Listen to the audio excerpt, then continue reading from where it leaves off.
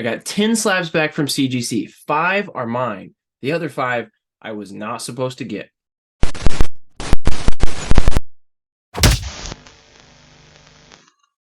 All right, my friends, so we got another CGC reveal video today, and this is a pretty odd one because CGC kind of screwed up on this box. I had an order with 10 different magazines, and when I opened the box up, 5 of them were correct magazines that I had sent in that I was expecting to get, and 5 of the others were completely random items that do not belong to me. They actually look like comics. I don't know much about comics, although they're in magazine-sized holders, so I'm assuming that they are magazine-sized comics. So really, really unusual. Honestly, a little bit concerning. I called CGC customer service yesterday, told them about what had gone on. They looked up the cert numbers and did some digging. They think that half of my order got switched with half of somebody else's order, and I'm really hopeful that I get my other 5 slabs back to me, because there are some pretty nice ones in that group of 5 that didn't make it to me, and I'll be sending these other 5 back immediately to CGC. They told me just to do the mechanical return and put a little note in there, and they're going to get these 5 slabs to their rightful owner. But you know what? Hey, while they're sitting right here, I'm just going to show them to you real quick. I don't know anything about them, and I'm not even going to take them out of their cases because they're not mine, so I don't want to handle them too much. But what we got here? We got a Transformers 113. It's a CGC 5.5. It's a United Kingdom variant, and it says first appearance of Death's Head. So there's that. Once again, I don't know anything about these. That's from 1987, and then there are 3 copies of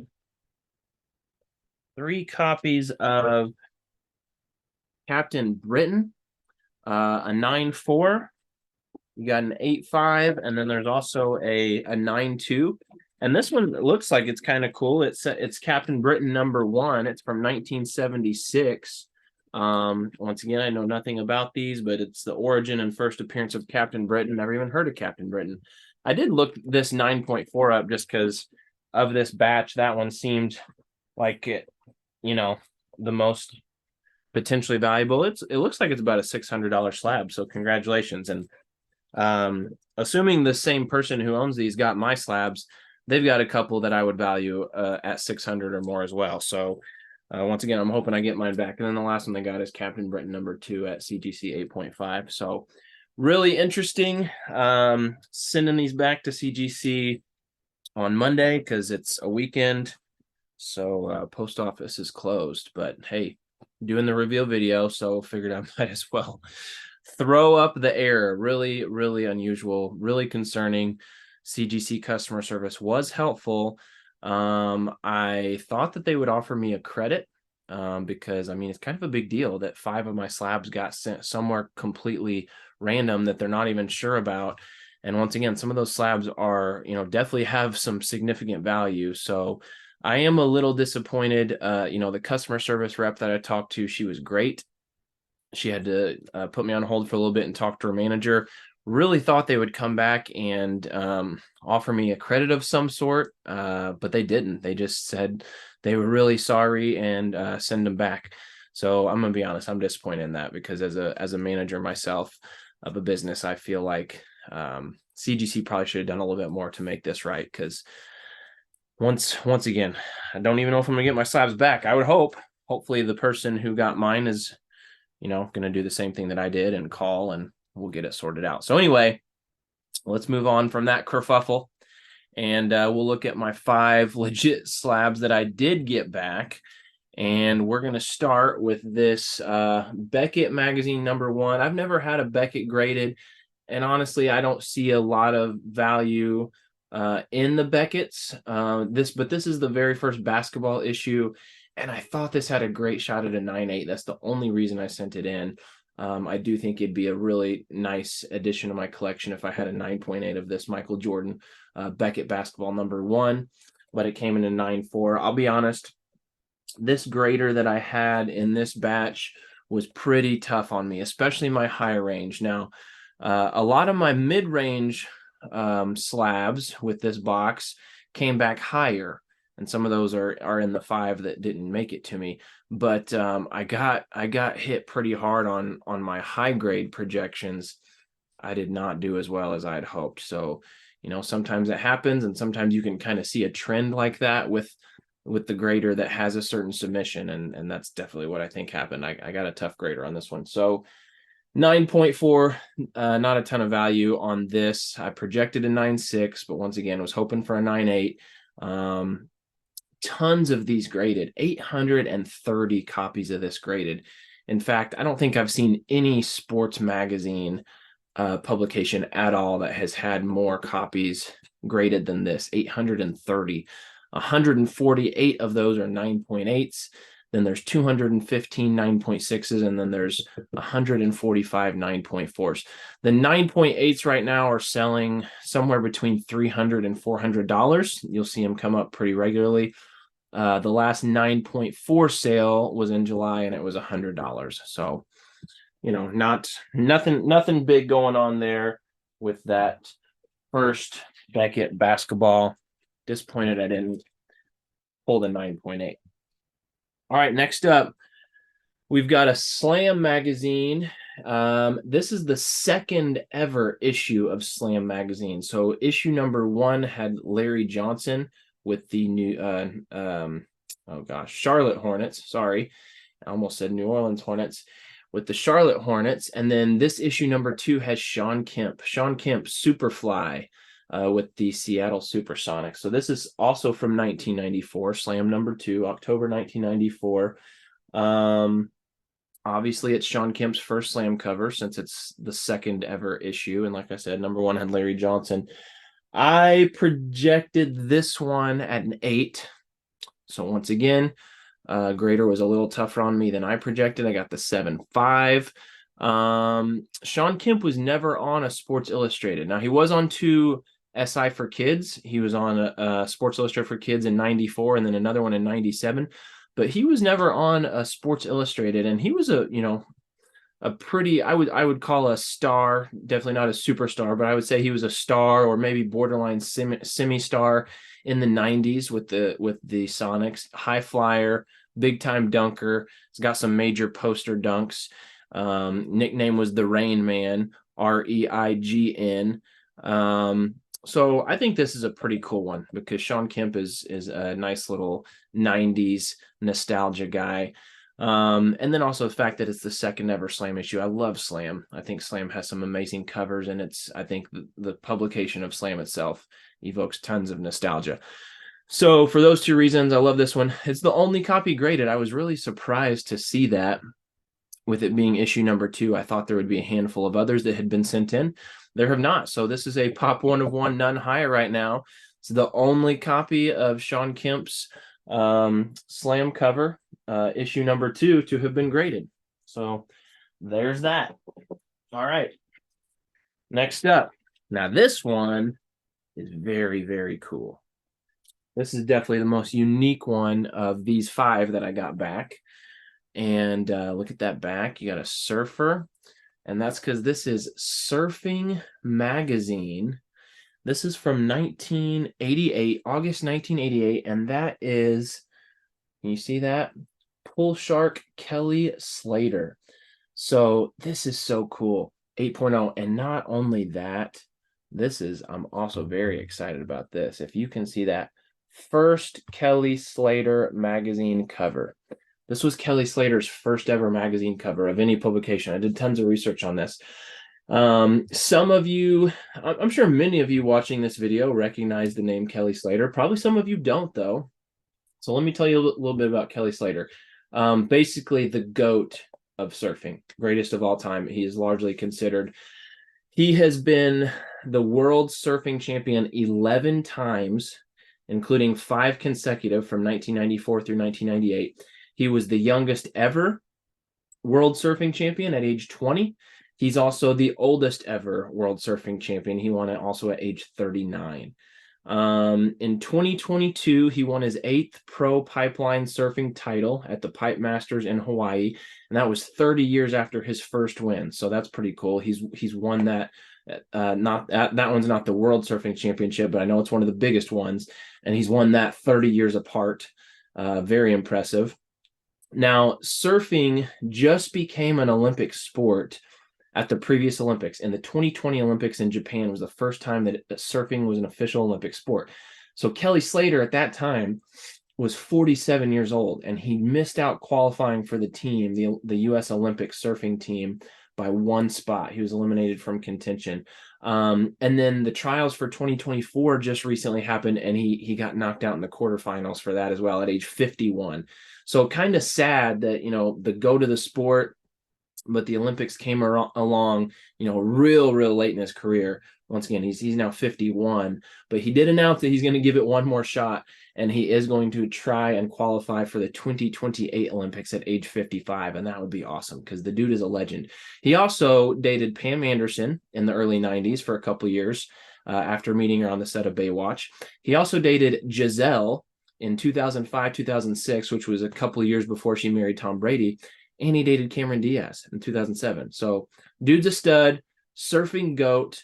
Surfing magazine in the 80s, pretty much the two biggest surf publications were Surfing magazine and Surfer magazine. And, from what I could find, they were both pretty, similarly regarded as far as the top, but this cover came out before he was on the cover of any other surfing publication. Once again, 1988 is when this one's from. And this is a Pop 1 of 1.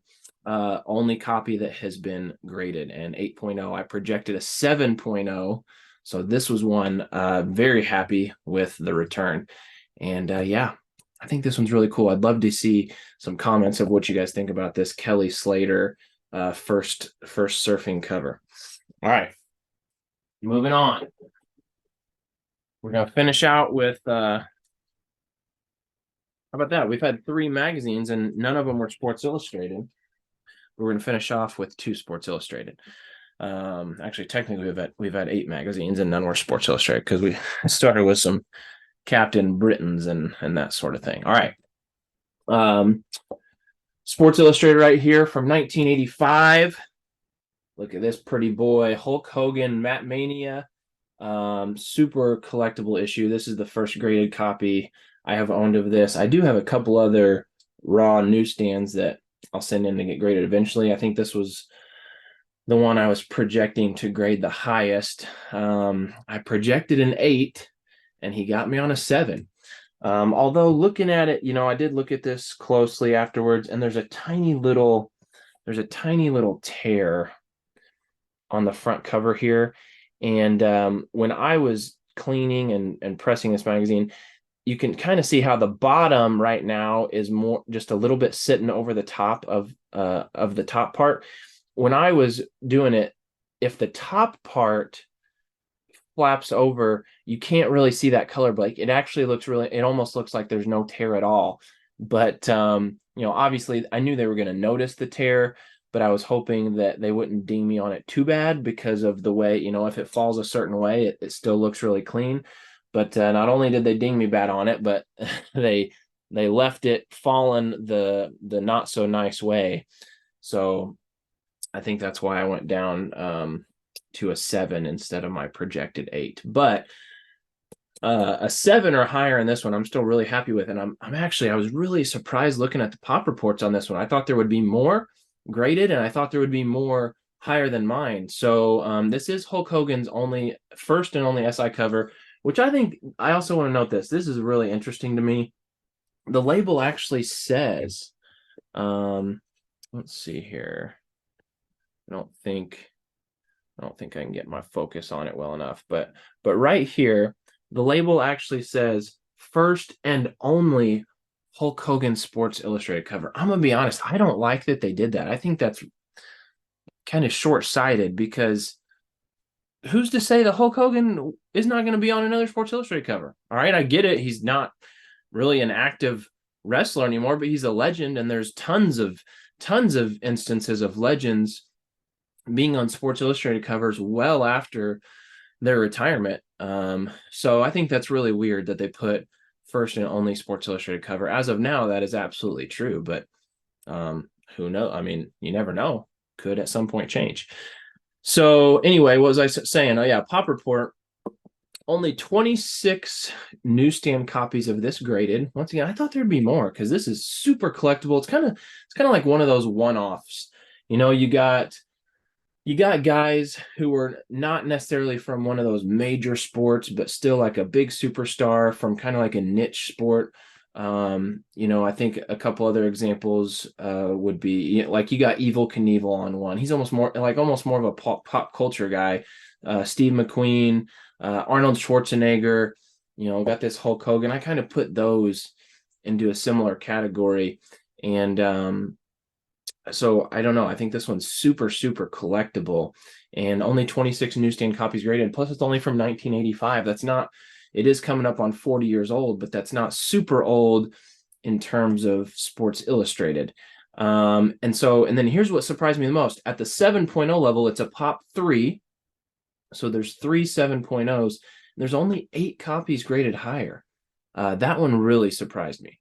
Really thought that there would be more higher than the 7.0. So, with that said, really, really excited about this one. A 7.0 sold just a couple months ago for $450. So the sales that I saw definitely do reflect the scarcity in these high grades. And yeah, awesome. Hulk Hogan is pro wrestling's top banana. And this is just an awesome cover, man. The pink background, he's got the headband that says Hulkster.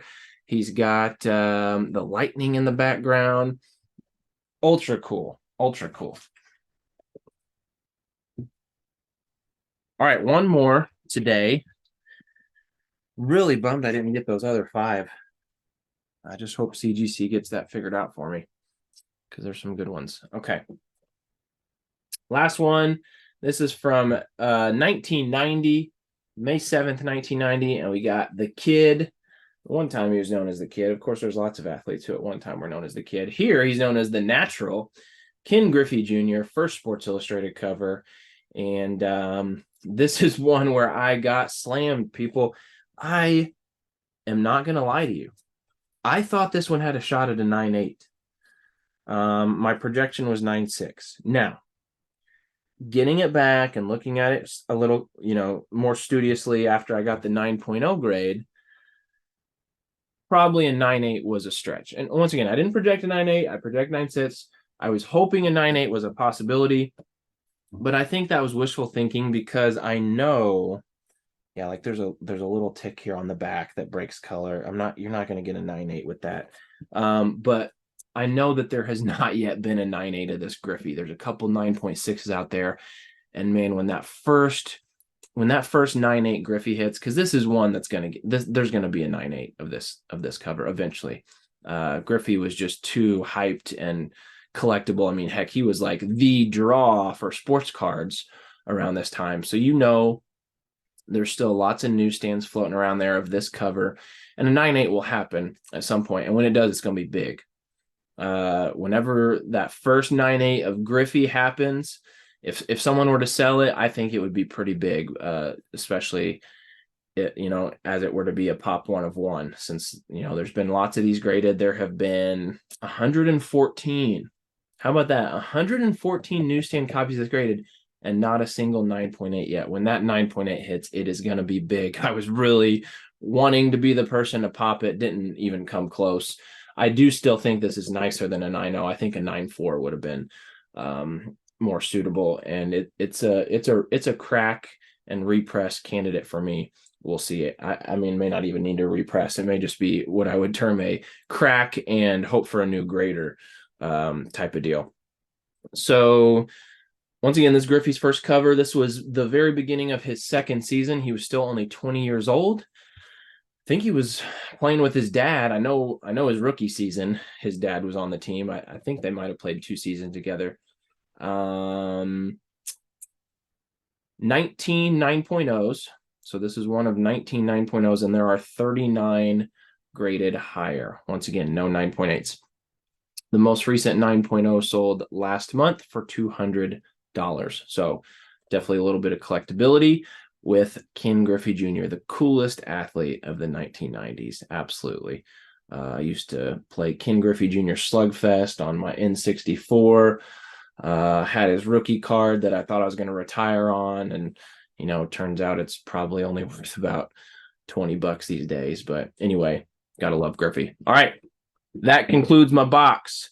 I will update you guys on my other 5 slabs. Hopefully at some point I'll get to do a CGC reveal on those. But I appreciate you watching. Please like, please comment, please subscribe. And until the next video, see you next time.